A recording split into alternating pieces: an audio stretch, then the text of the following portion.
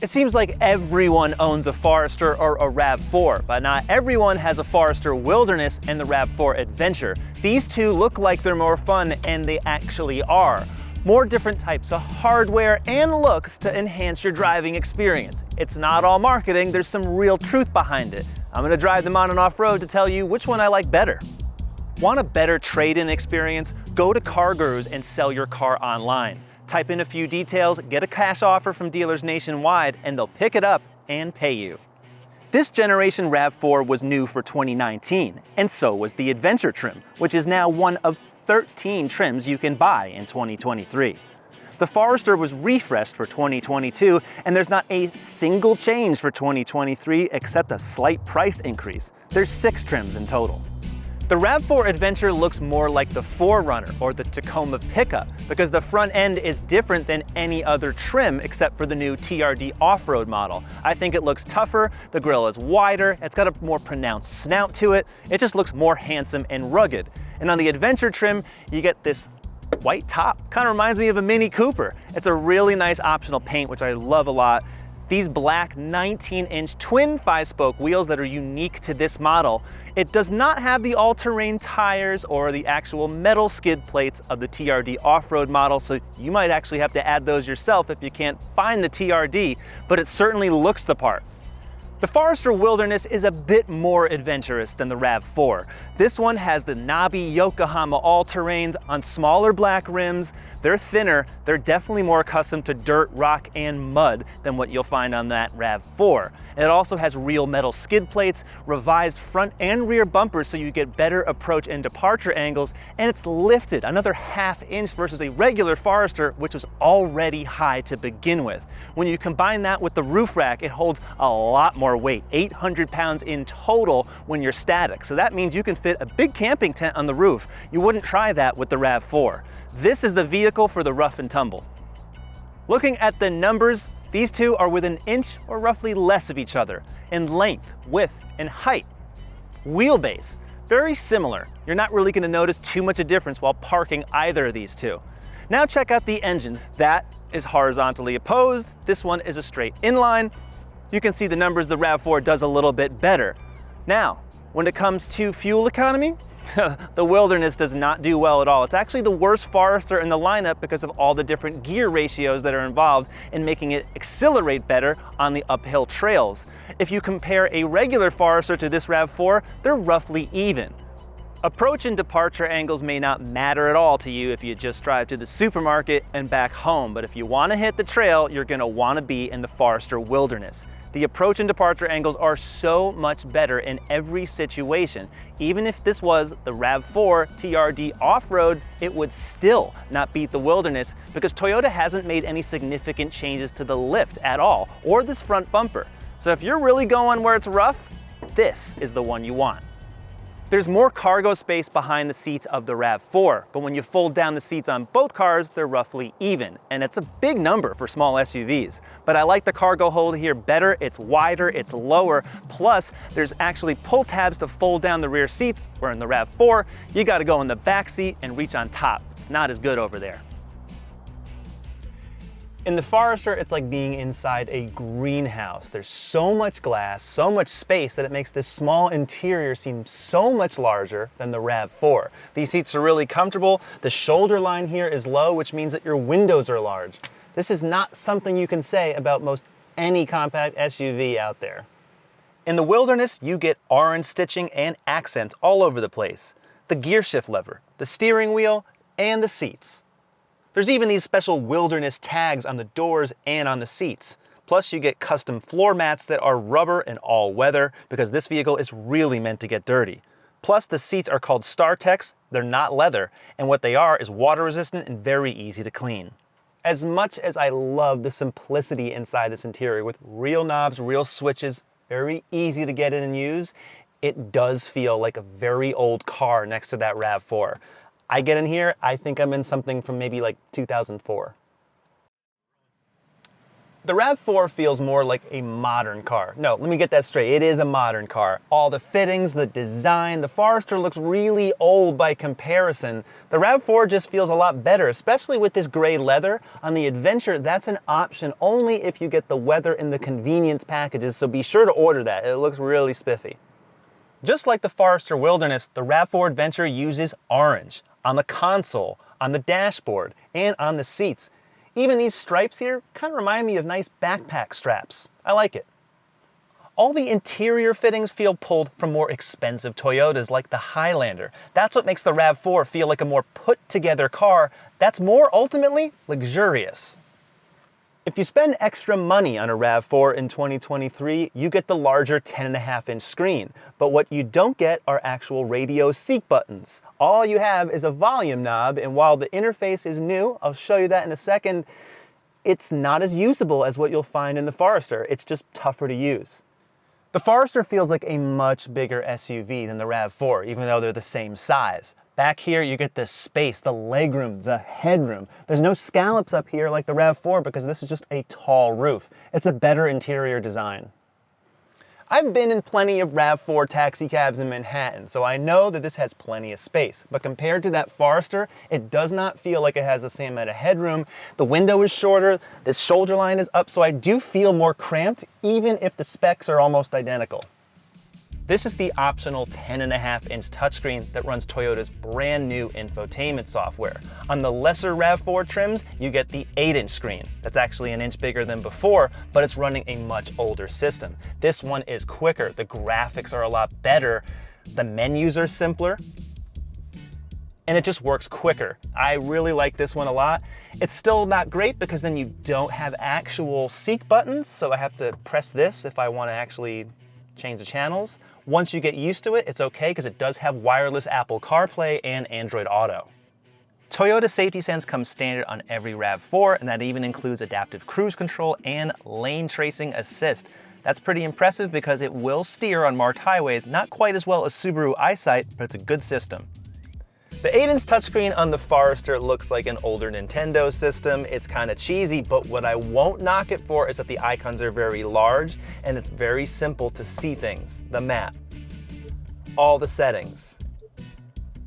I think it kind of looks hokey, especially next to the new RAV4, but it's really easy to acclimate to and see at a glance. This one has the optional navigation system, but all Foresters have the 8-inch screen, and I do like that it's blended into this console versus the RAV4, which is just plopped on top. Subaru EyeSight comes standard on every Forester, and that includes rear emergency braking, which sometimes brakes for twigs when you're out on the trail. But aside from that, these systems work pretty well, including semi-automated driving on the highway. I would like Subaru at some point to include radar sensors because it's only using camera sensors for all of the systems looking forward. I like how classic these analog gauges look, but the center display is a little too classic. The information is really crammed on here, and especially when you go to the settings menu, this is completely separate from the other displays. Using this with 3 buttons on the steering wheel, it is not a simple task to go through. The Forester is one of those SUVs that you just get in and it's super easy to drive. There's like nothing to it. The steering's light, the suspension is really comfortable. You get a panoramic view in this SUV. The pillars are extra thin. The glass is just extra wide. The shoulder line here is really low. This is how cars of old used to be. You could actually see out of them at all angles, see all the edges of the vehicle, makes it really easy to park and maneuver. This is the only SUV in the class that just feels like you're in a lower car, but yet you're seated in a way that you can see everything. Really, nothing is this simple. It truly makes driving so much less complicated. Here's where the Forester feels really old.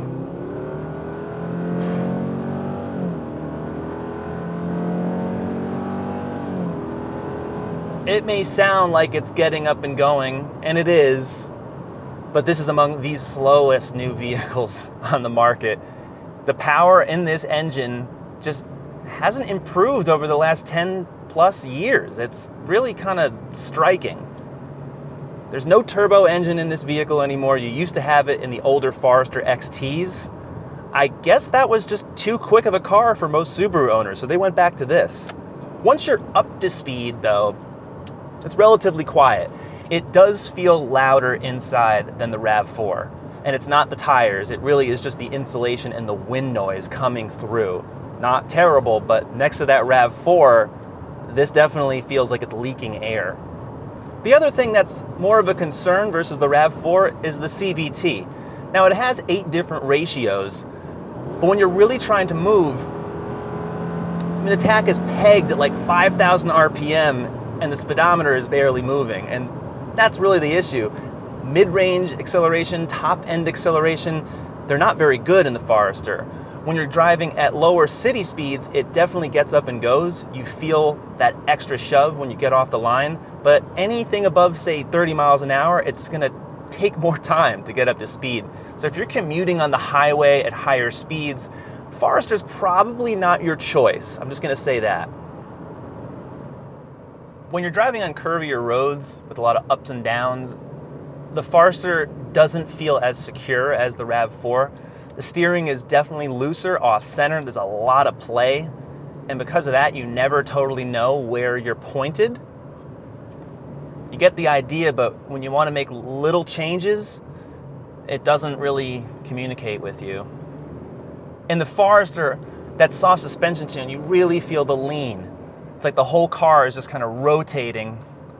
You do this, you kind of feel yourself, feel your whole body kind of move. That's to be expected, I suppose, but SUVs these days, and the RAV4 is the best example, they corner more like cars. This Forester, more like the old Foresters.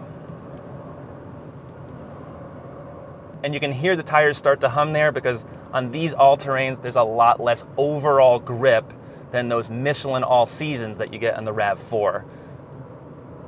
What's interesting is that there's paddle shifters. Even though there's no real gears in the CVT, it does a good job of simulating them, I gotta say. And the engine braking is actually excellent. I really like that because you don't have to be on the brakes like you would in other SUVs. In third gear, second gear, it's actually doing its job in slowing this car down. A lot of other cars with engines this size, they don't have good engine braking. This is really good on hills.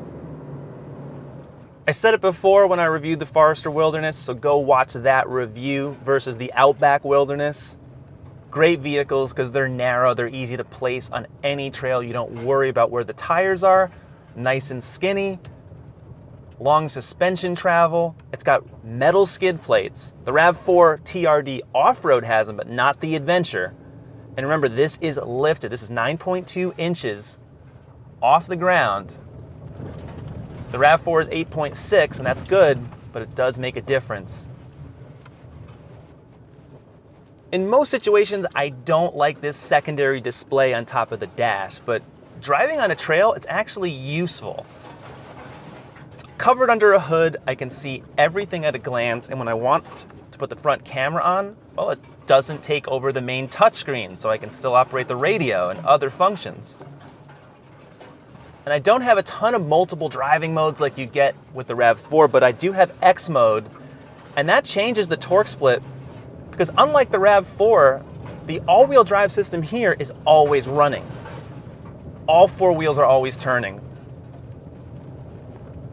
So when you have some worse situations in front of you,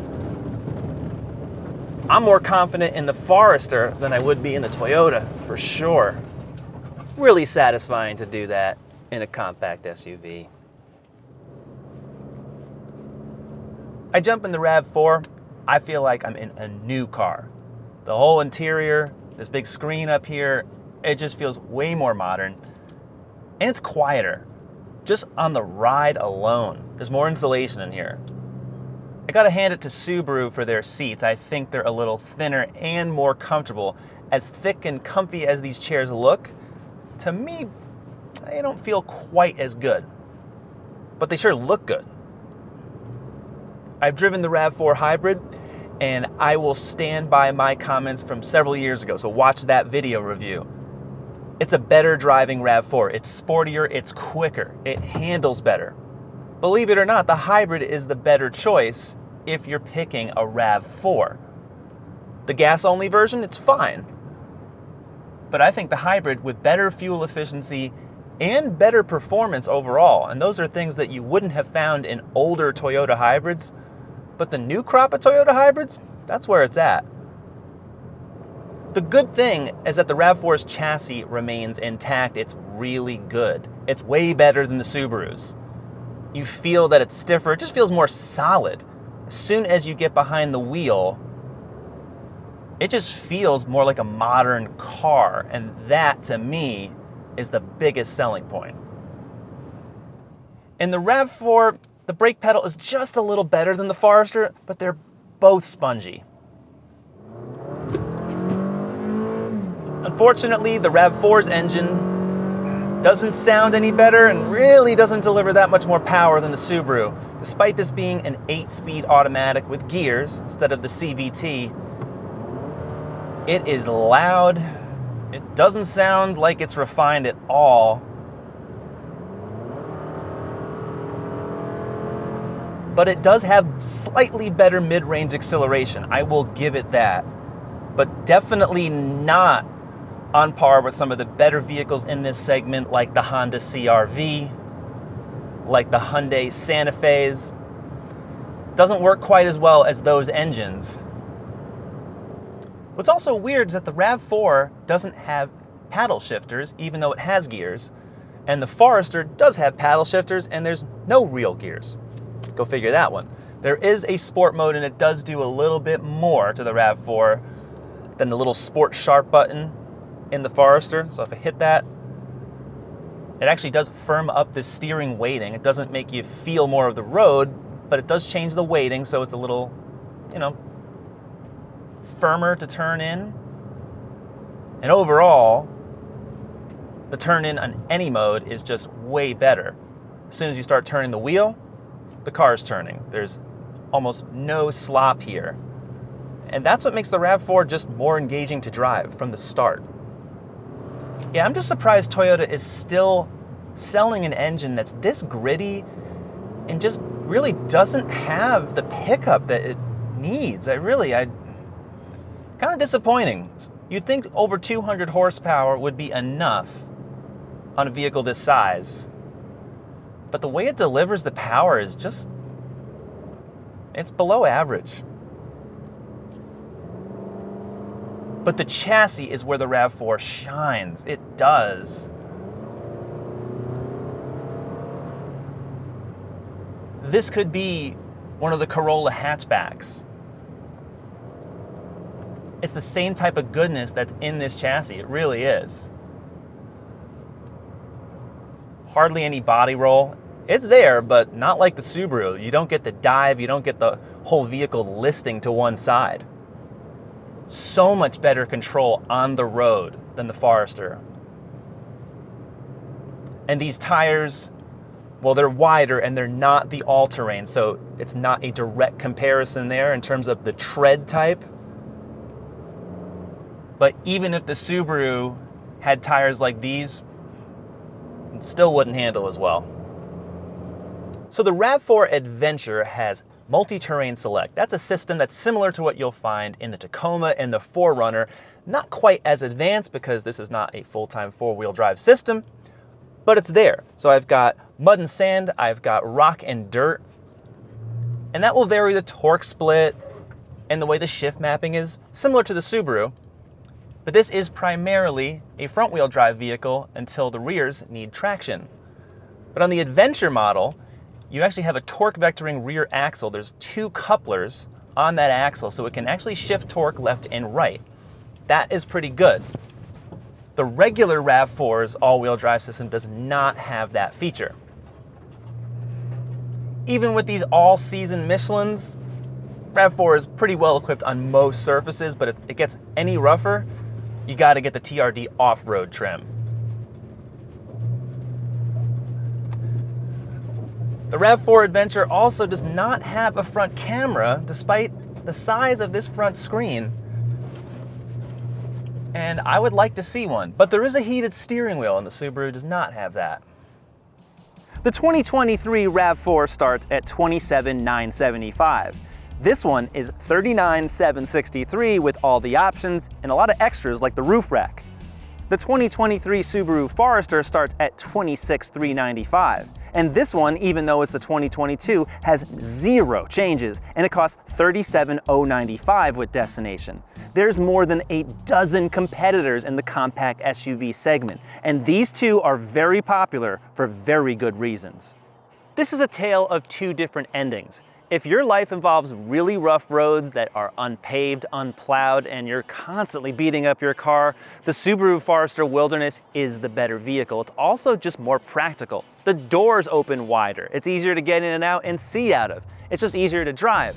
However, as a car for 90% of Americans who are driving on pavement and commuting, it is the RAV4, because even though it does not function as well off-road as that Forester, it's just a better car. It feels newer, it feels more refreshed, there's better technology inside. It's a little bit more powerful, and there's more options and trims available. So the RAV4 is my pick, but what's your pick? We've got plenty more comparisons, so tell us what vehicles you want us to review next. Go to CarGurus.com for your next car, subscribe, and we'll see you next time.